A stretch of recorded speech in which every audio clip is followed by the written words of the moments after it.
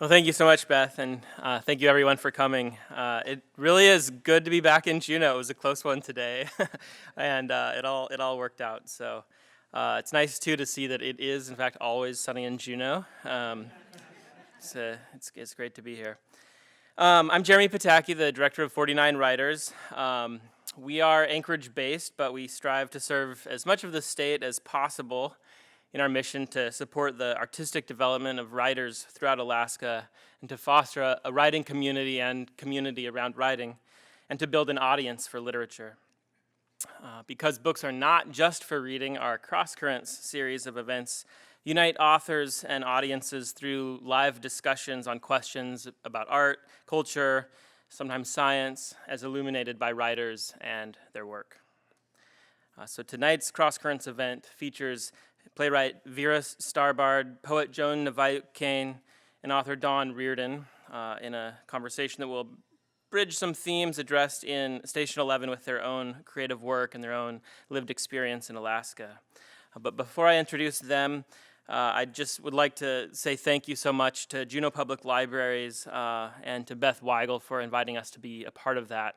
And also to the many, many partners, in addition to Juneau Public Libraries, who have made this incredible series of programming possible. Vera Starbard is a Tlingit and Dena'ina Athabascan editor, author, and playwright.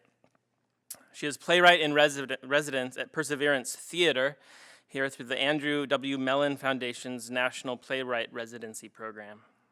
She's also editor of First Alaskans magazine, owner of Writing Raven Communications, and co-founder of Dark Winter Productions.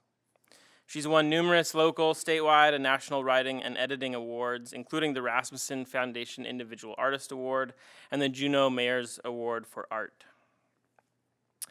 We also have Joan Naviyuk Kane with us, who it turns out has never been to Juneau before today. Is that right?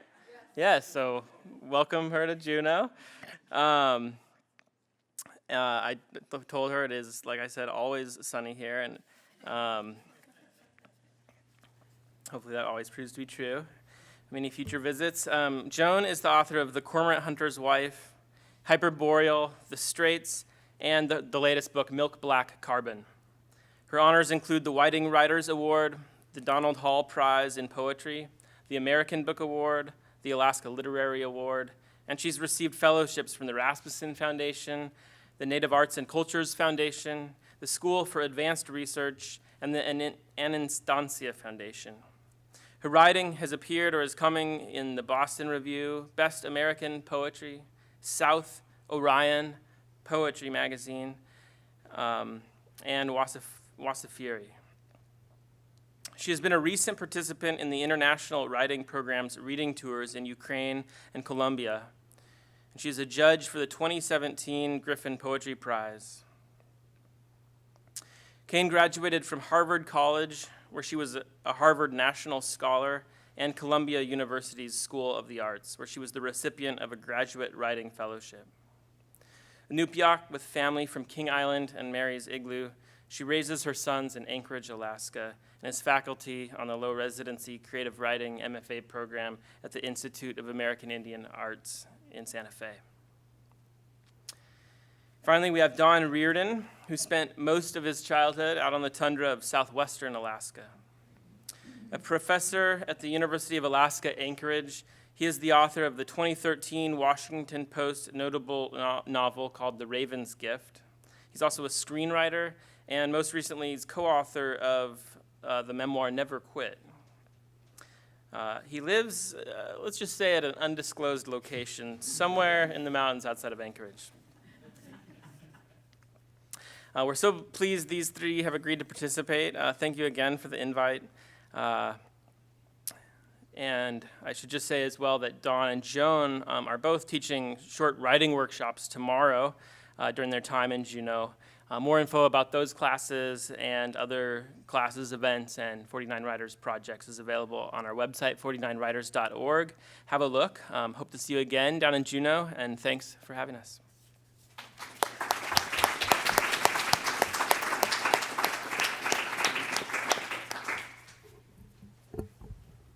Are they on? Are they on now? I think they're on. Are they on? Okay, sorry. Hello. We didn't talk about who was going to start. So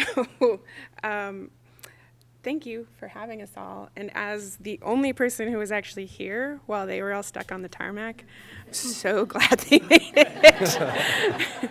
I had contingency plans I was actually thinking of, and it involved me not being up here alone. I was going to drag my sister. I didn't care. But thank you all for having us, and pretty excited about this book that I actually didn't know about until 49 Writers said this is what they were doing. And I will say I did judge the book by its cover, and I was like, oh, it's like camping or something. And Jeremy actually hooked me right away. He's like post-apocalyptic, and it's a bunch of theater people running around in the apocalypse. Is like, oh, I'm in. But I think what we would like to do is actually start with just very brief readings of all of our work as part of sort of our introduction to you. So you can see our very different writing styles and where we come from. And then we're going to discuss what we've talked about. Funny part is all of our discussion on this book and what we were going to do up here, we couldn't actually get together until today. So it's a lot of texting and a lot of ideas, and we might have discussed it too much. So you really should have been involved. It was great. But I might ask Don to start with a little something from his book, which actually I just started, and it's pretty great. Thanks. You're going to make me blush on camera.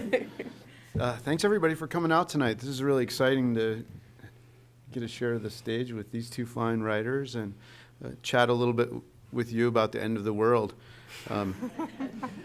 It's exciting stuff, right? Everybody loves that topic right now, and I think I want to talk a little bit about that. But first, I think I'll read to you a couple little short poems to kind of give you an idea of maybe where I'm coming from with some of my writing. I won't bother to try to introduce my novel or any of my other work. I think it would be a little more fun to just jump right into where my mind is on some of these topics. So I'll start with a poem called Return Raven. Now you play trickster, the cruelest of jokes, balls of earth into beauty, then bring the flood, and leave us alone questioning your kind. Return, Raven, remind us why we are made of mud. The next one is a poem about how amazing my Alaska Native friends are at helping me readjust my way of thinking. I grew up out in the YK Delta, and that's home to me, but I've still come from an outside world, kind of born of cowboy culture, and was thrust into village life as a young child, and so I think sometimes my brain just kind of bounces around and isn't sure where it belongs, and so this is a poem kind of catching you up on that a little bit.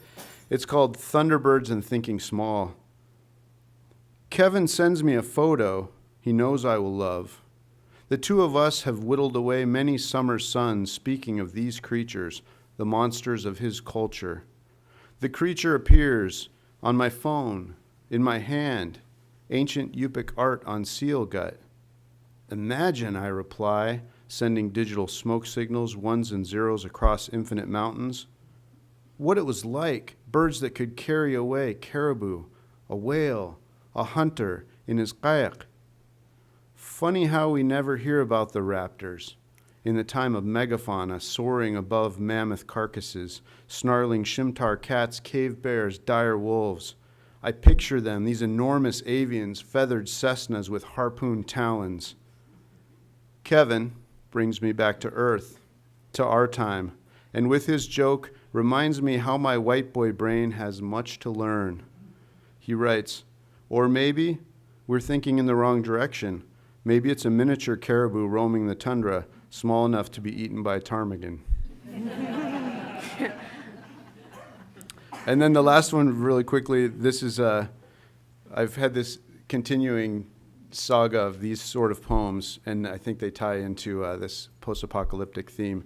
This is called Death by Social Media 3.0. It's the third one in line. He needed an update. He had watched his prime expire. All the good reads were no longer Tinder for his Kindle Fire. Pandora was open. He didn't have the emoticon to kickstart his iLife. He shared no words with friends, not even a PayPal. All sense of eHarmony was gone. Not even Shazam or Alibaba could save what was left of his Google Earth. Thank you. I like that one. Now I'm going to throw it over to Joan. Okay. Iliranimik wanga Naviyuk Murunga Sulikayar Murunga. I just want to thank you all for being here this evening. I also want to acknowledge the unceded land of the Tlingit people on which we are now guests. Before I quickly launch into a poem that is in 4 very short parts of 16 lines each, very short lines. And it's a poem called Legend. It's in my first book. And it goes through 4 of the 5 disasters that Inupiaq people are said when the story came to me to have survived. The first was a time of an earthquake and an eclipse. The second was a flood. The third was a year of 2 winters, a year when summer never came. And the fourth was a flu pandemic, which orphaned my grandmother and her of 1918 and her 2 sisters, along with hundreds, if not thousands, of other Alaska Native children in Alaska Native and other children in Alaska and around the world. I write, and the 5th disaster was said to have started when we began losing our connection to each other as people, not just as Inupiaq people, but as human beings. Thinking of what the word Inuk means, it means a person. And so I've written about the first 4 disasters in this short, long poem I'll read, and not about the 5th, because I'd like to think that with the work of other writers and with the work of readers, with the work of other people that I'm fortunate to share community with, we don't have to have a 5th disaster where everything is lost. Okay, Legend 1. I would have been a girl bound in stone, quartz, coarse, cracked, whitening as bone. Os, echoing away from twin calderas, but for a long string which drew me to the sea. A 16-strand sinnet lane on sand marks the rivers unbraiding, knotted, and plaiting their skeins toward the basin, where a red-throated loon shot through the eye yields his largest rib for an awl. At our junction, a bunch of feathers. I take a brittle weed in leaf, thumb chert blade gray. Our junction, a fumarole. When it smokes, I lose sight of the girl.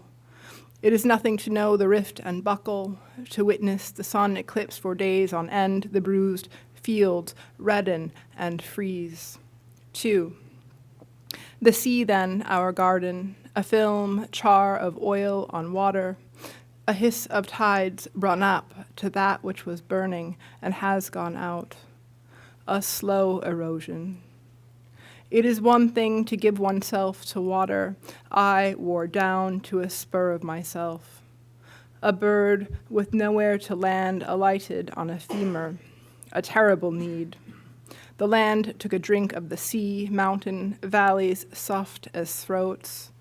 She knew of submerged peaks recollected in an unheard song, seized in a lesser fever. The induced shore keeps still a drowned order. 3.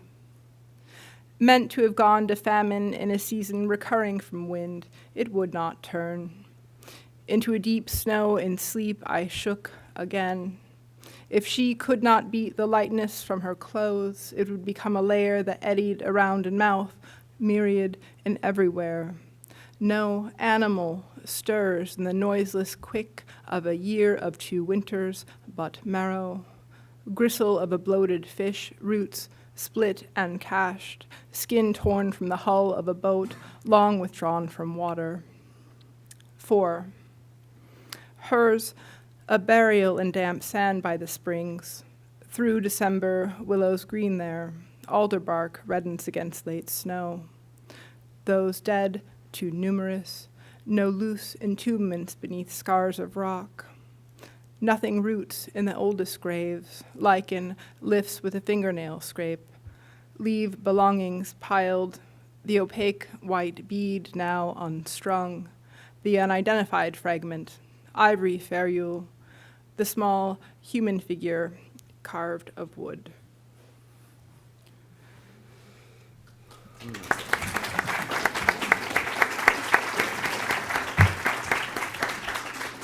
Gosh, geez. I usually like to go last, and I realized my mistake as they were reading. It's like, oh yeah, should have gone first here. As he said, I'm Vera Starbard. My legal name is actually Vera Marlene Bedard now, but it's a pretty good author name to have that I was born with, so that's still my pen name and what I write under. Setkwe Duasak. My Tlingit name is Setkwe Tlinadi Duasak. I'm from the Tlinadi clan. I was born in Craig. The Tlinadi clan is from the Klawak area. And I am so honored to be here with them. I used to live here, I should add, I used to live here in Juneau quite a few years. Now, as the resident, I'm just here a lot. I was originally going to read something from a new work. With Perseverance Theater, I have a 3-play commission.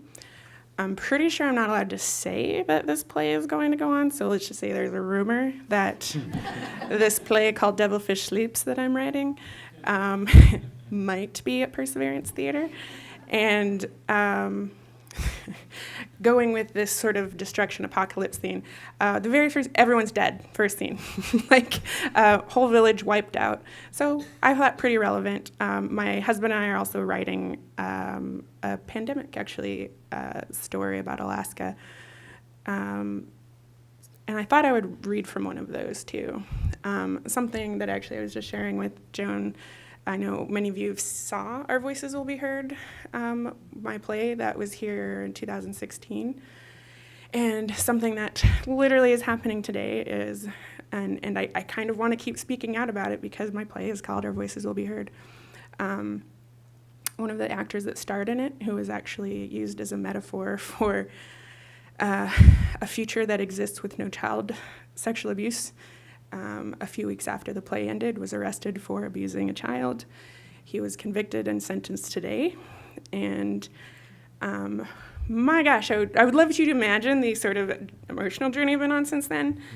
And today, of all days, because I felt like, sorry, but the words that I'd given him to speak on my behalf were taken away.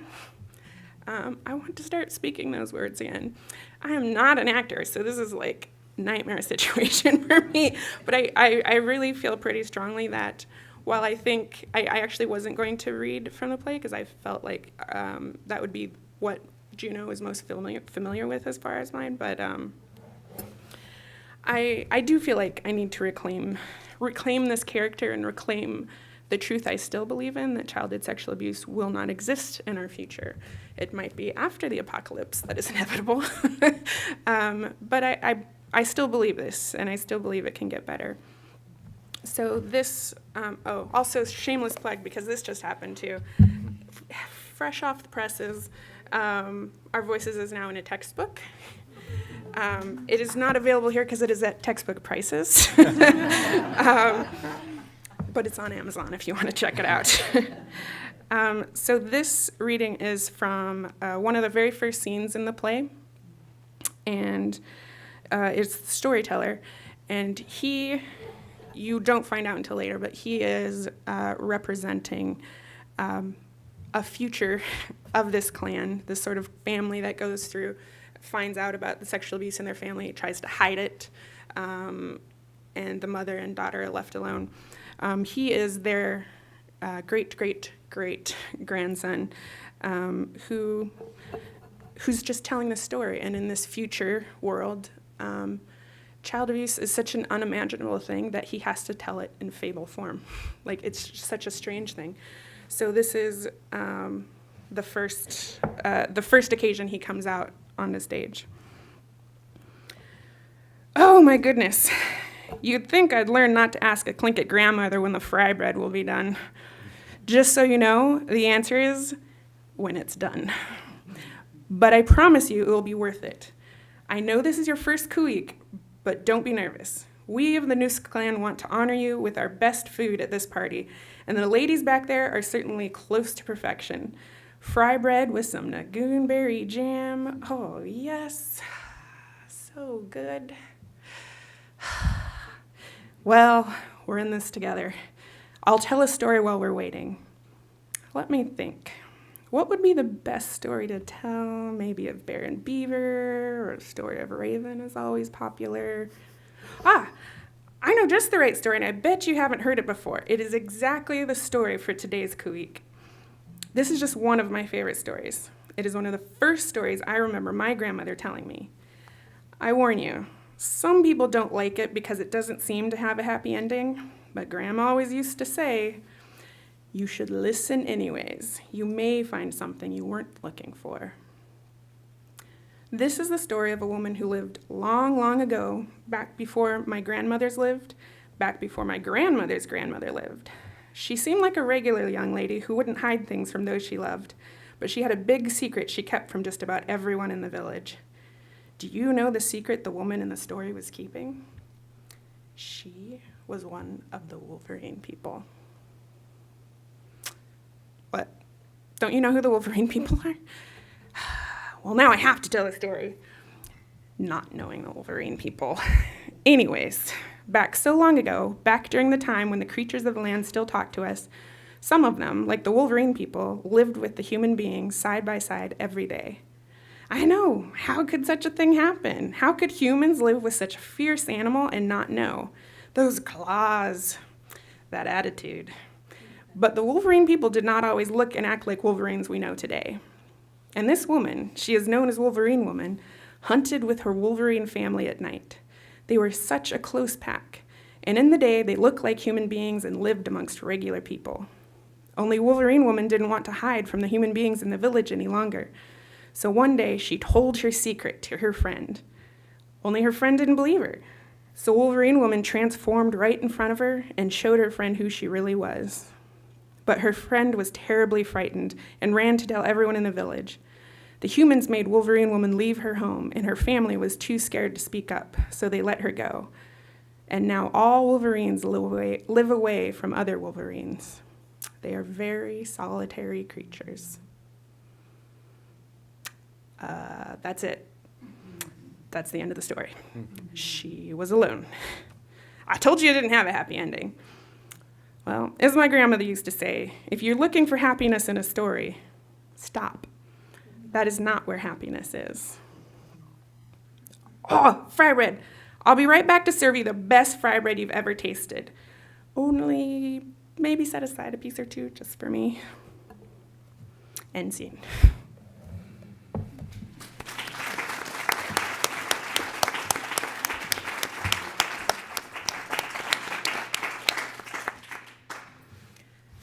So now what we really want to get to is discussing this book that we've all come here to take or talk about. So I'm going to pass that. Okay.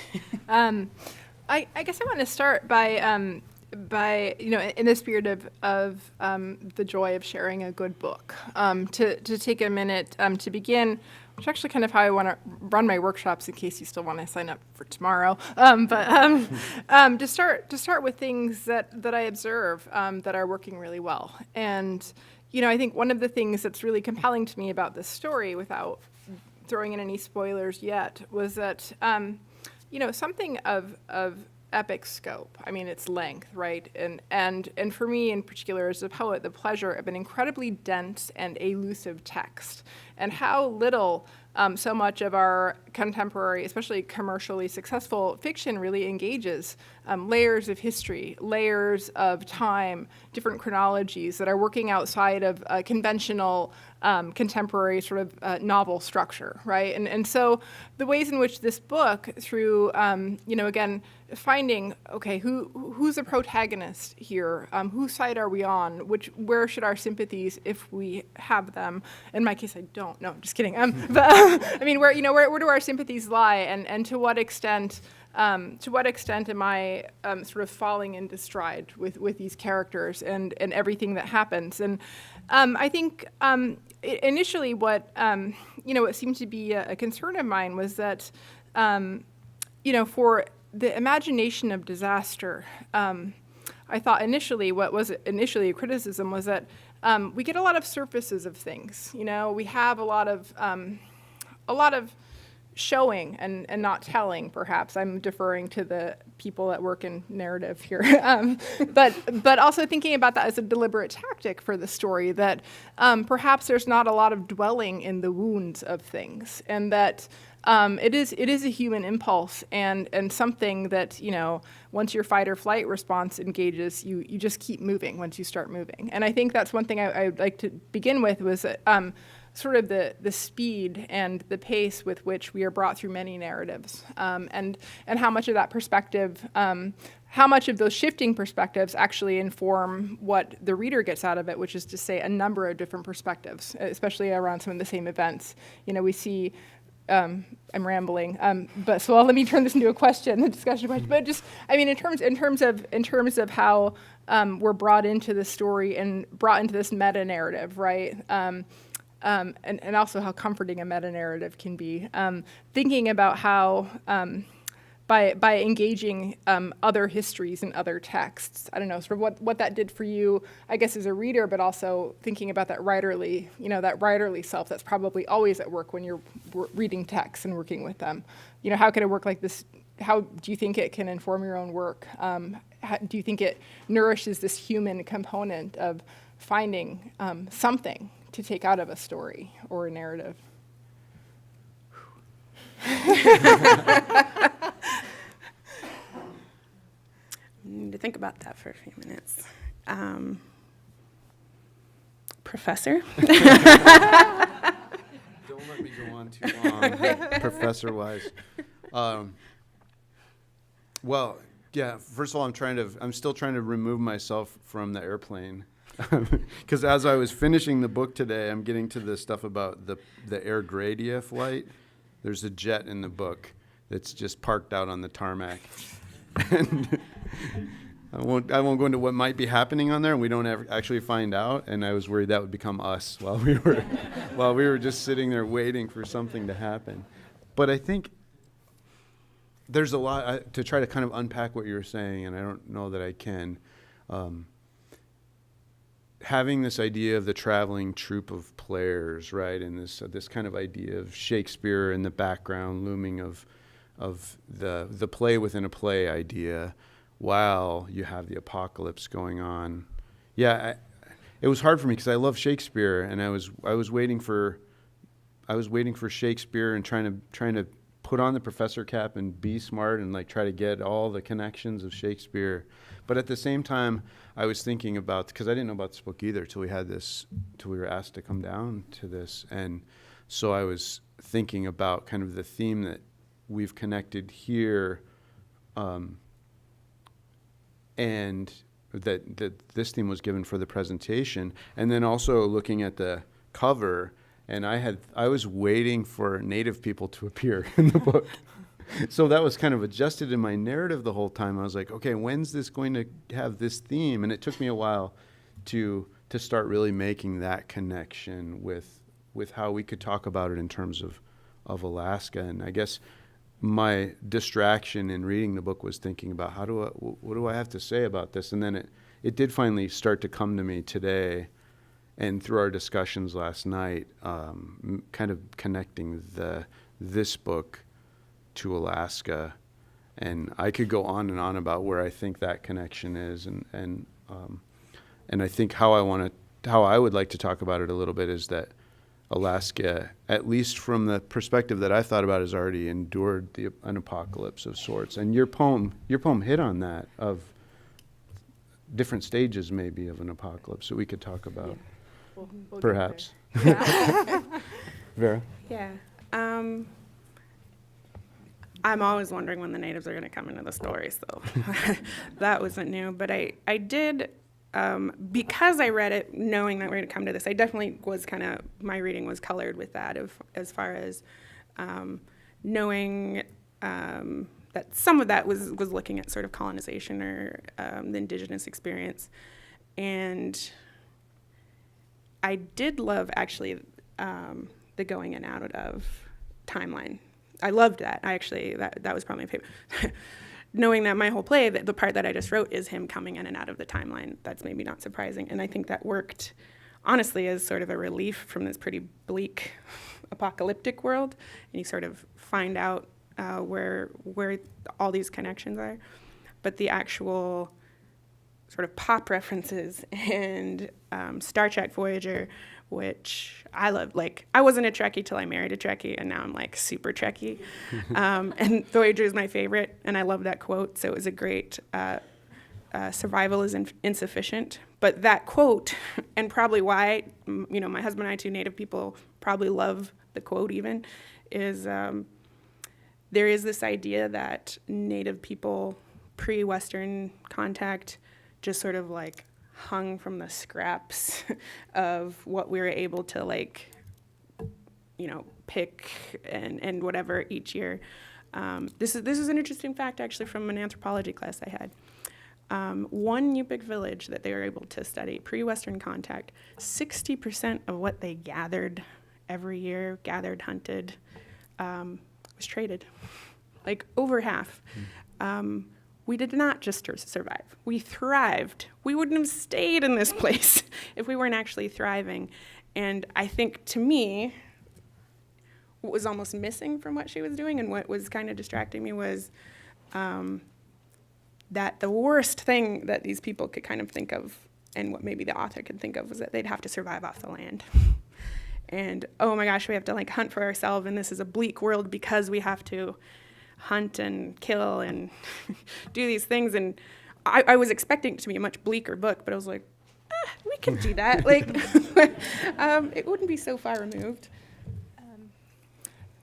If I can jump in briefly, I promise. There's one. I think the guiding quote for one of the framing quotes from the book is one you reference, which is "Survival is insufficient." Right. Another one for me was this: the quote, "The more you remember, the more you've lost." Yeah.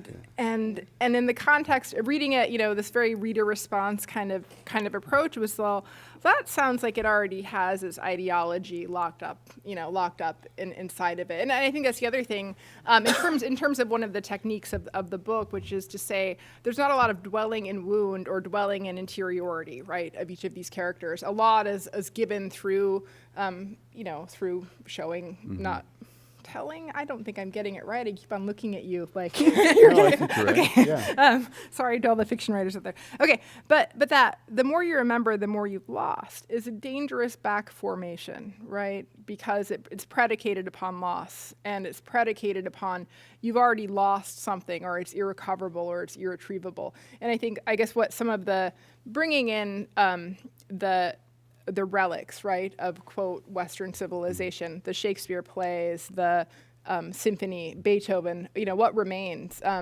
It's actually, not so much the more you remember, the more you lost, but the more you remember, the more you remember. And I thought that was kind of one of the ideological, hang-ups I had with some of the book. But I realize now that that's not what the author is putting forth. It's one of the tensions she sets up, that some people believe that. They raise their children in this post-apocalyptic world, not telling them about what it was like before the world ended. I have an interesting, it's interesting to me, thought that as I hadn't made this connection with that idea that you're talking about in terms of the story. When I was a kid in the village of Akyak, I was in second grade. across the river from the village were abandoned houses. And they were abandoned as if the people had just left, mid-dinner. And there was no explanation for that given. My mom got permission. My mom was a teacher at the time and kind of the principal of the little school we had. And we got permission to go across the river, take the school across the river to go look in the houses. And the rules that the elders gave us were you could look inside, you couldn't go inside, and you definitely couldn't take anything, or the ghosts would come haunt you until you gave it back. And so we got to go check it out. And the images of what I saw are still like just burned into my memory. And it's things I've never even seen before, like old skin boots, biluroks hanging on the wall. And in the corner was a Victrola, the old record player, in like one of those big like RCA kind of horn ones for the logo for RCA Records. And just things I'd never seen, and plates on the table still. And we looked in, and it was just kind of magical. And so I could see out our window from our house every day. I could see those houses, and I was just like, there's ghosts there, And as a kid, it was fascinating. But no one said why those houses were like that. And it was from I think, measles outbreak that hit there in the 50s. And those houses are gone, but that stuff just that haunted me for a long time. And I hadn't connected it with the story where they don't tell the kids what had happened there. But they also might not have, that was long enough ago that the people who had survived had gone to the children's home through the orphanage. And there's probably a memory people just didn't want to have to touch. Yeah. I'd never thought about it in terms of the book, though. Yeah, that's interesting, because artifacts really are a huge part of the book, and sort of this gathering place for almost the older generation. The museum and what it becomes, and sort of what the young people are like, oh, it's kind of weird, where the old people are like 40, because they remember these times. But with that, like I actually just got back from a writing trip through Southeast, and we went, when I was researching the play that I'm doing, it was kind of this trip back in time. So we went first to Kasan, and the clan house that was lived in through the last century. And then we went to Tuxacan, where my ancestors are from, in the early to mid 1800s. And you can just see, and so the clan house they'd actually just refurbished, and you can still see it. It's still worn, but it's still there. Tuxacan, there were some graves. There were some things that probably were house posts, but for mostly the forest just screwed over. And then we went to Devilfish Bay, where my play takes place, where my ancestors are supposed to be from, where the village was said to be wiped out. And there's nothing left. And I think what's maybe interesting, and what I thought of even as we were taking this trip, is the Tlinkits have a very strong value of, I should say historically, have had a very strong value of not preserving these things, that everything has its time. And we thought it was so ironic. We actually, in Ketchikan, we went to these, one of the totem parks, and they had these refurbished, redone totem poles, and I was commenting to my director who was traveling with us. It's like, yeah, it's kind of weird they do this, because we have this value of everything has its time. You don't preserve these things except in memory. The biggest memory that should happen is your grandkids remembering you. And after they're gone, maybe you're not remembered anymore, and that was your time. And we were kind of looking at these totem poles, and then I looked over, and they have this plaque that said, Tlinkits didn't usually believe in preserving. And I was like, well, they know. I don't know why they're doing this. I do understand in a very Western world why it's preserved, and certainly my grandfather was one who helped preserve those totem poles. But it was actually odd to read these, and like I've never quite got museums. Sorry, and I do like looking at some old things, but I also, like, my husband hates that I'll get antiques and then I'll be painting them, and he's just like, and that part was actually a huge disconnect. But also, like, honestly, hearing you talk is like, oh, I could actually see the book a little differently as far as sort of what that meant and what they were trying. Like, I'm coming up from a very Tlingit perspective of it had its time, it's done now, and in the book, it's treated as we need to remember these things too, and odd things like high heels, like because this world, high heels is not a good thing to have, but they preserve like high heels and passports, like just these kind of very foreign things, but it was important for the older people to remember these things, and the younger people is an oddity. Why are you remembering those? If this is too much of a leap, let me know. But I think one of the other moments in the text that stuck out to me was, I don't know if it was Clark that was interviewing Kirsten or something, and there was this quote, and the reason why I bring it up is because of the different ways culturally each of us as individuals is attuned to interface with or ignore or deal with our past and our ancestors. And one of the quotes she had said was that she was describing something, and she said the corporate world is full of ghosts, and then she went on to say actually adulthood is full of ghosts. And there was this sort of discussion about how and maybe a critique of and she was talking about her parents being in academia and the corporate world, and then adults, when you have to choose one thing and do it, you have this other life. You have one life that you live, and you have all these other lives that you are arbitrarily disposing of. And thinking about the function of ghosts, right, and what comes back to haunt people, or how people carry in this book, in this world, right, how people carry the past with them or do not, or divest themselves of the past. And I was thinking about that too in terms of I don't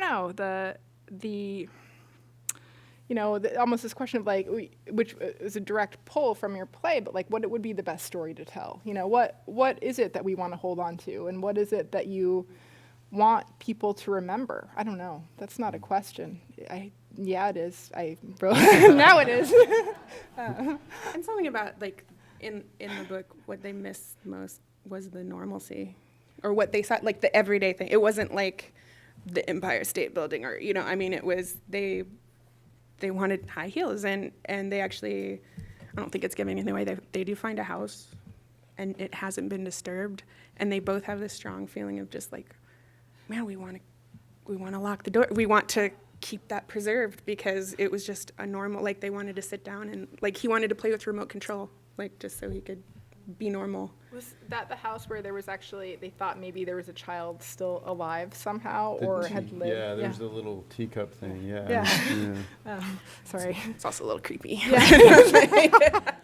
We got different things out of it. Well, which is exactly, which is the kind of thing, again, too, like Jeremy had this feeling of like, wow, I want to hang out for the next couple weeks and like hear people say, but that sense of disturbing the past or observing the past, right? And how, what kind of, literature is one way, right? Because it's not very confrontational. Like having this book and choosing to turn to it is a different thing than sitting here in this room together. It's a different kind of, you're able to set the terms of distance, right? And proximity. And the past, sometimes it seems to be almost episodically in this book, kept on coming back in a way almost to suggest the future that might have been, or an alternative, ending. I don't know. I'm trying to really make eye contact with Don here.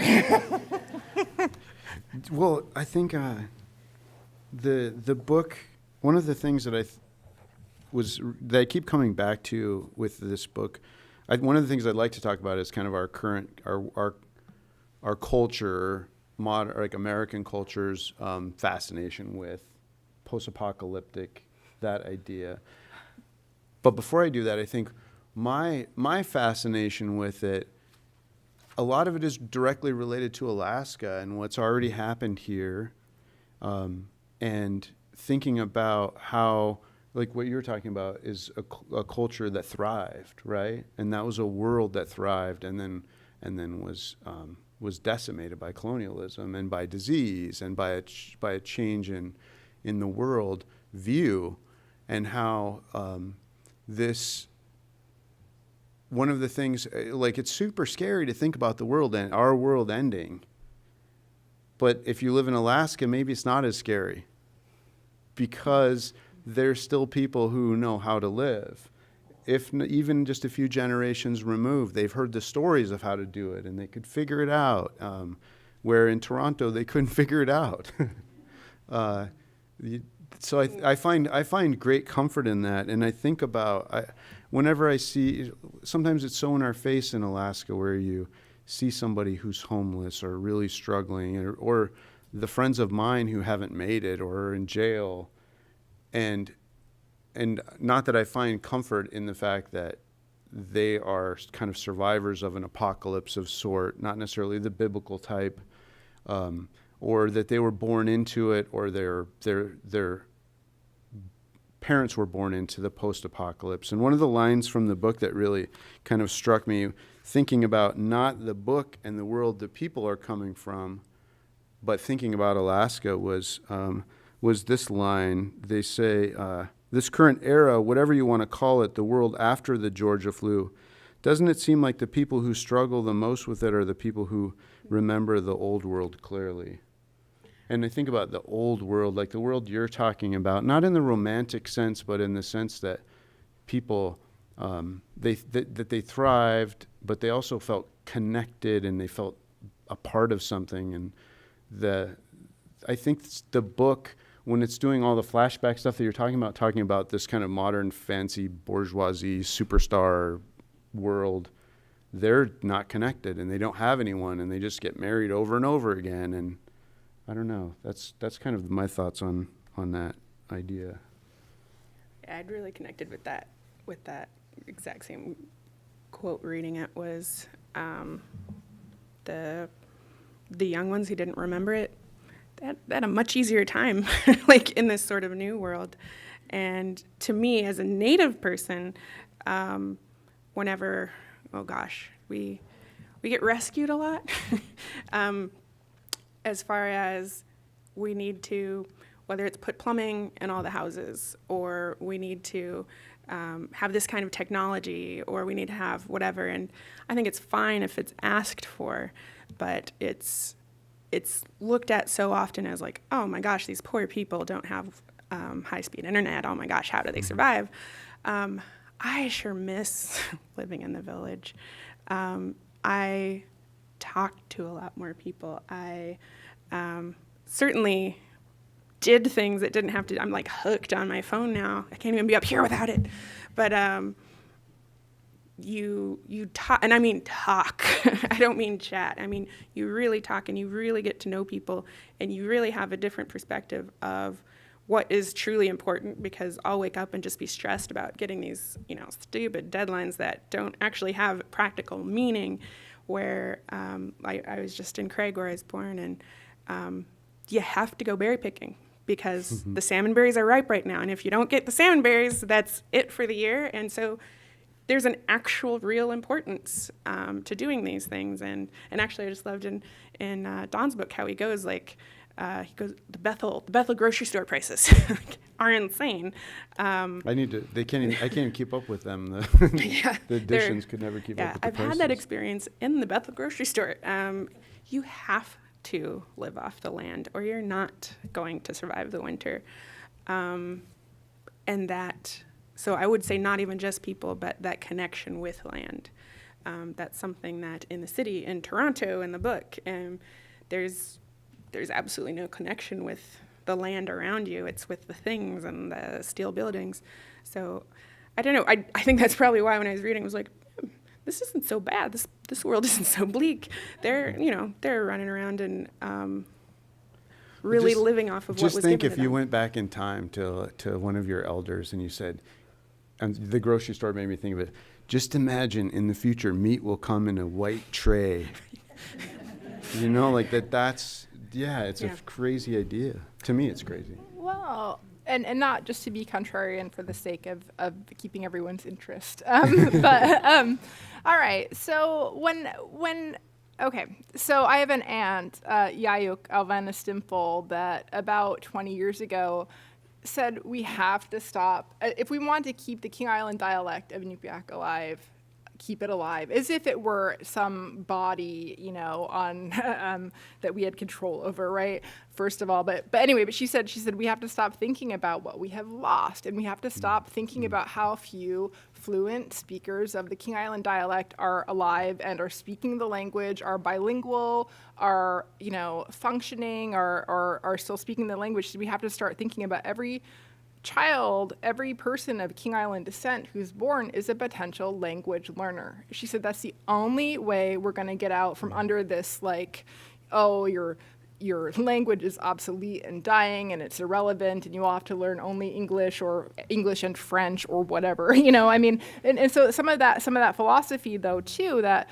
one of the things, I think one of the critiques, and it's in the New York Times and the Guardian and things like that, is that how one imagines disaster within this text.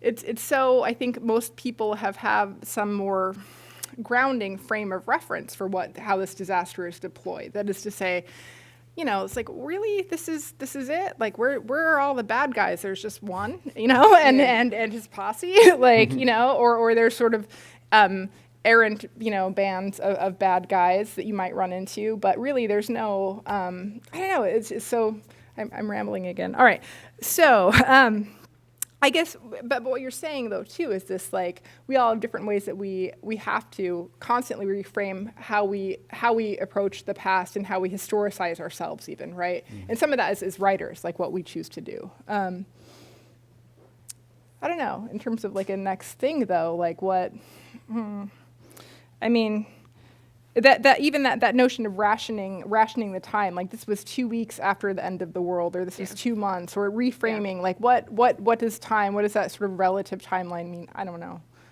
I will say, I think we should open up to what the audience thinks. Okay. Just because we're losing time. Is it already time for questions? Yeah.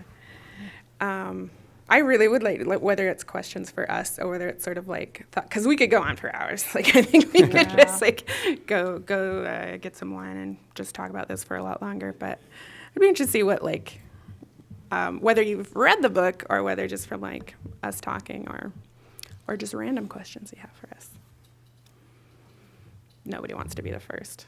I'm totally looking at you over there. And if you have a question, I think you have to go up to the mic. Yeah. The mic's in the kind of the middle.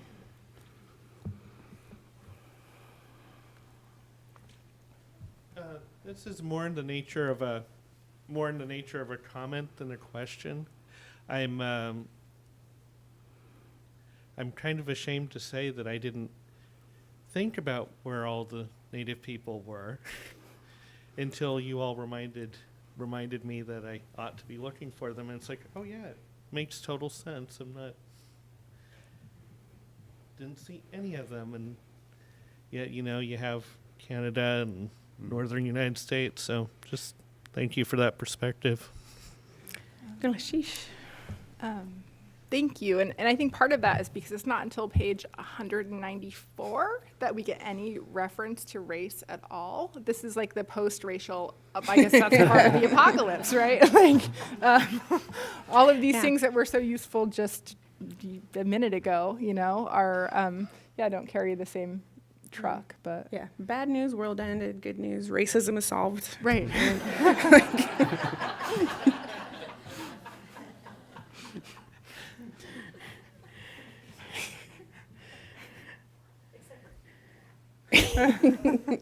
Well, there's that. Yeah.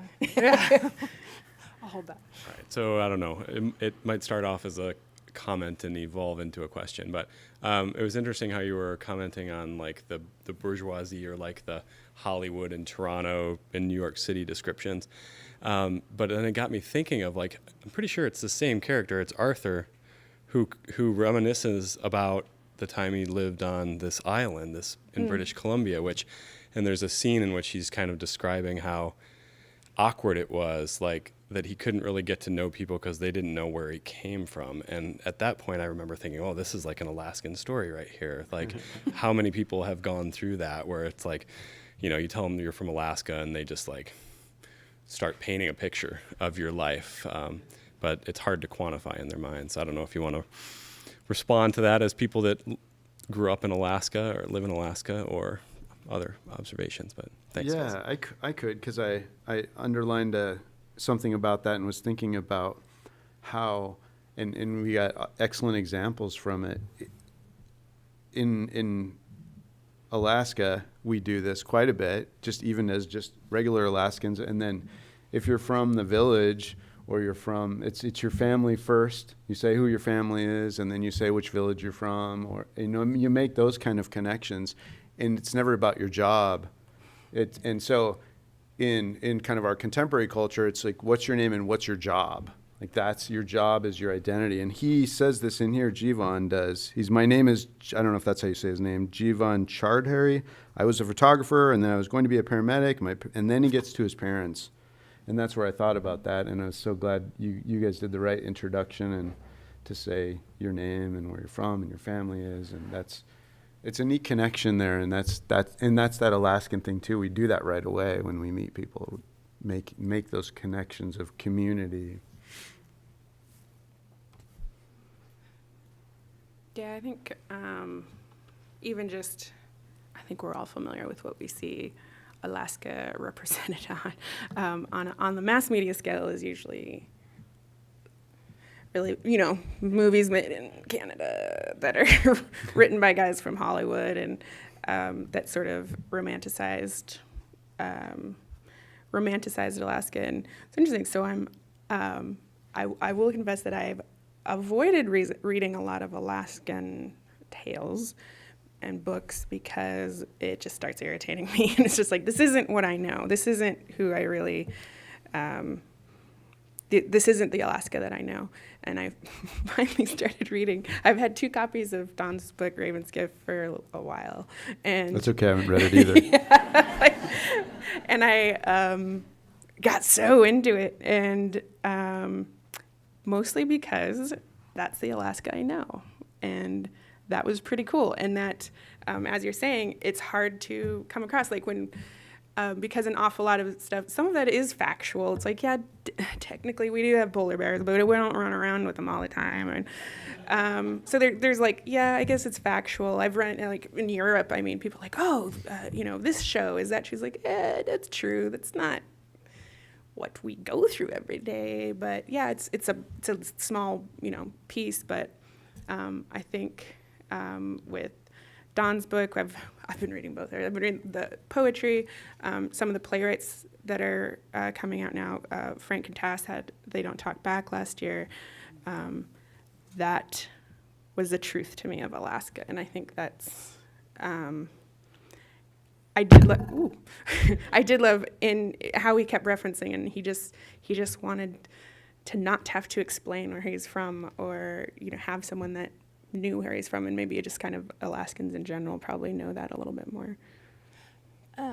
And some of that too is just, again, like this human, I mean, for sure, a lot of that kind of response is framed by a certain Alaskan perspective, but I mean, it's a human impulse to contextualize, right? To give context. And I go back, and in this book in particular, Sherman Alexie, one of the things he says over and over again is that every book you read increases your chances of survival. In that way, like every person that you meet, knowing something of their context and how your own context came to, be a part of that, right?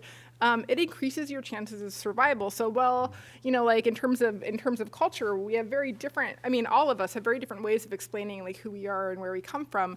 In some way, it just as narrative does, there's this impulse to like, and here's what you need to know about who I am and how I ended up here, sort of sharing this space. And I mean, there's a lot to say about Jivan in particular as a character too, how the one, constant person of color in the book not only is like literally the rescuer and the lifesaver and the person trying to keep someone alive, or this emblem of the past alive.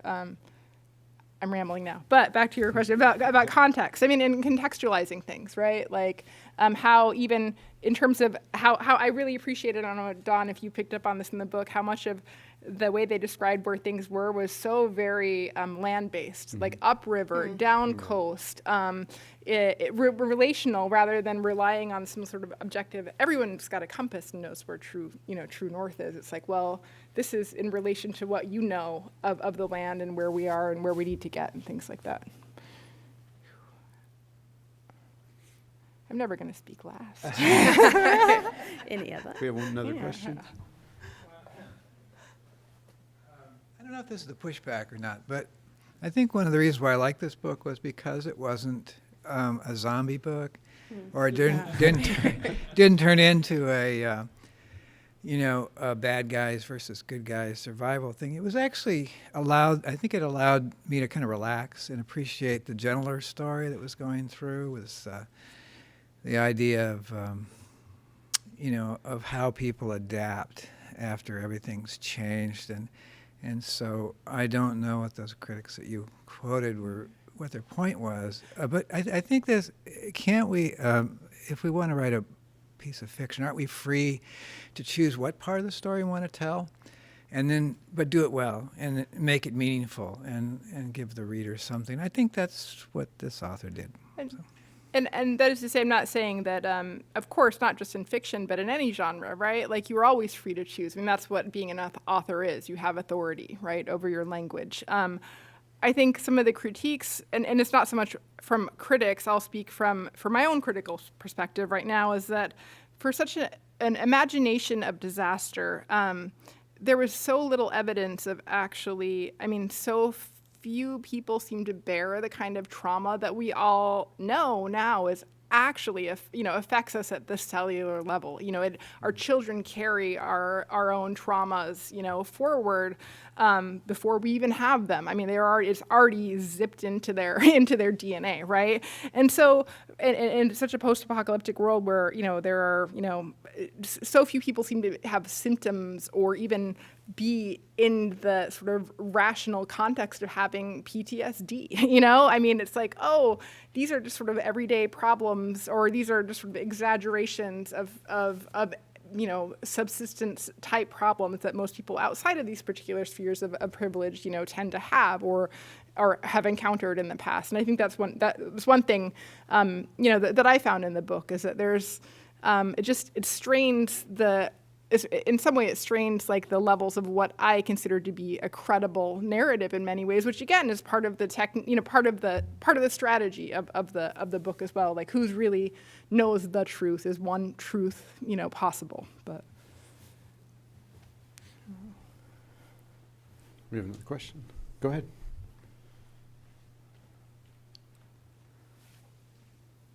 Well, I've been thinking about the kind of the post-apocalyptic type world that some people are experiencing right now in places like Puerto Rico. And I talked to somebody recently who grew up in Kauai, and he said, well, after the hurricane was the best time of my life because I could hunt for my food and drink from the streams. But then I did mention to him, yeah, but the people he said in Puerto Rico, hey, it's not like they're going to have a big snowstorm anytime soon. I said, yes, but some people have lost their lives because their dialysis machine wasn't operating. And so I guess the question is, what are any or all of you thinking when we do have people who have lost everything in this country right now? I think for one, it's ironic in the sense of how much our fascination with it is with these apocalyptic scenarios, right? Walking Dead and the zombie stuff, and just all these, and books like this and books like my own, and then you have these events happening where people are really enduring it, and we all just kind of get to keep plugging along without kind of thinking about those impacts. And I think that's part of like the part of why I wrote The Raven's Gift, was this realization that we have this really rich and traumatic and horrible and amazing history in Alaska, and we don't learn it. It's not taught. It's just kind of hinted at. We have, and even just simple things like the earthquake, 64, right? And the devastation. We learned that there was an earthquake. We don't hear about anything other than seeing a few photos, and we don't hear about the weeks and months after. Some of the people in here probably endured some of that. We don't learn from that to be prepared. And I don't mean in the prepper sense of I need this many gallons of water, but just the idea, like getting our minds ready for something like that, because it will come again. And just that knowledge is scary to me, but then I fall back on the idea that it's people have survived it before in Alaska. But yeah, the heart goes out to the people that are enduring that right now. And I feel guilty. Yeah. And that'll hopefully create more art, which I guess if I don't know what our time is, but the one thing I want to make sure I close on with this idea of art after the apocalypse, I just want to acknowledge these two artists and our other Native artists who have come out of the trauma from the past, the intergenerational trauma, the loss of culture and worlds, really, in a lot of sense. And the idea of the art that they're creating is proof that we have hope, and that the art coming out of the Native communities in terms of carving and literature, I think, it's only getting stronger and it's getting more powerful, and I think there's so much for us to learn from it. So I'm just excited to share the stage with these two and get to talk about this stuff.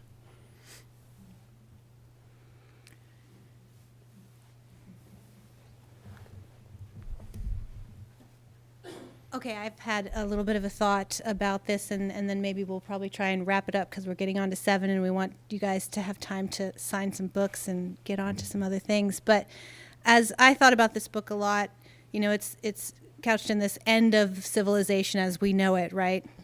And it seems like for me, I'm struggling with an end of civil society sometimes, and how we are civil to one another. And I think that when we come back into sharing stories and making connections and things like that we can come back into that civility with each other, and compassion and things like that come back. But I just thought if any of you had a comment on that notion of civil society and how we treat each other and treat the people that, like you say, are maybe dealing with drug addictions or homelessness and those sorts of things, and where we can kind of take something for that, because I think that's part of how we are experiencing our world right now sometimes.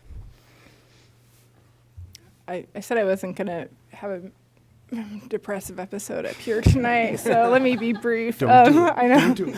Well, I think part of the challenge is that for a significant proportion of the U.S. population, including Puerto Rico, right, it hasn't been a civil society, and really for 435 years now, it has not been a civil society. So I'll just start there and say the way to ensure a hope for a civil society and to think about what it means, right? What it can mean and what it has meant in the best case scenarios to be a participant in a true democracy, is that I don't spend too long saying, well, it's not a civil society, that I say, well, it is for some people, and that's the kind of hope that like my mother had for me as a mother myself. That's what I hope for my kids, and so, but yeah, I'll just say that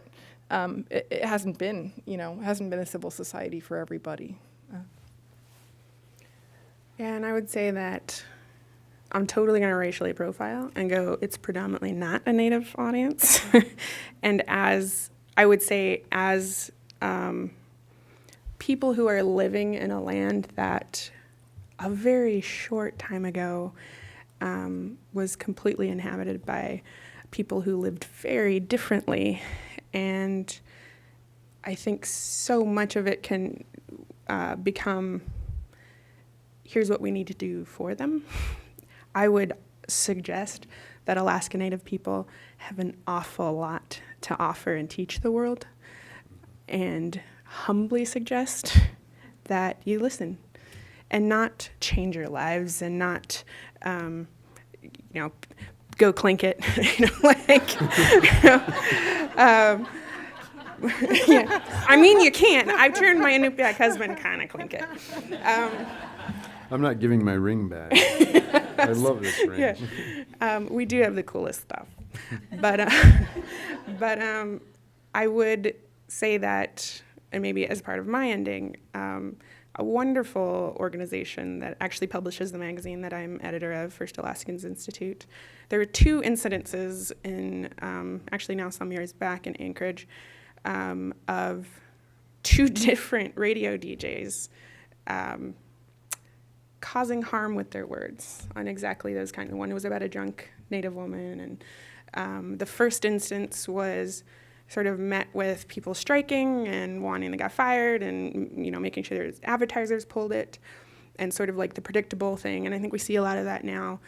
The second time that happened, I think about a year later, First Alaskans Institute started what now has become the Alaska Native Dialogues on Racial Equity. And instead of sort of calling for a strike, and I do believe strikes have their purpose, but in this case, they said, what did our ancestors do? And they talked. I think the reason that you see a lot of not as much crime, crime is somewhat manageable on a small scale, like here is. They got these DJs. They got Alaska Native people who had been abused, who were struggling with alcohol, people who had painful stories, including some of the DJs' friends who were Native, because the DJs were saying, like, our friends think it's funny.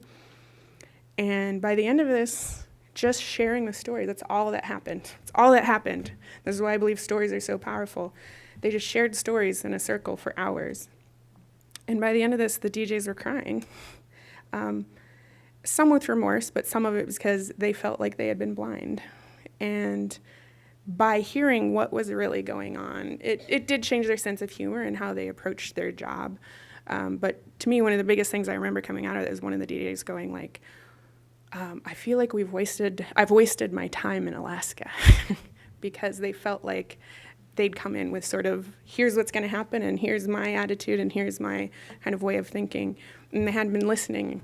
I don't mean just to Native people, although Clinkets kind of just think you should just listen to us a lot.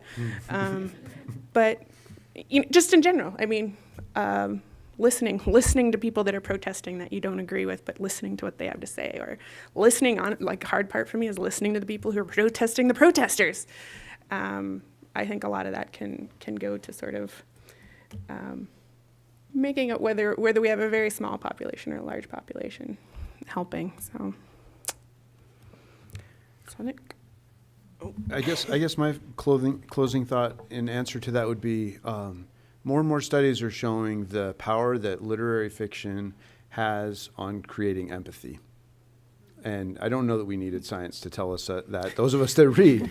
But that idea, right? And I'm sure poetry does too. They just need to do some studies on it. And it hasn't been scientifically proven yet. But this idea is this is how you get a civil society. It's, like, I believe animals are super intelligent and we have amazing connections with them, but they don't write.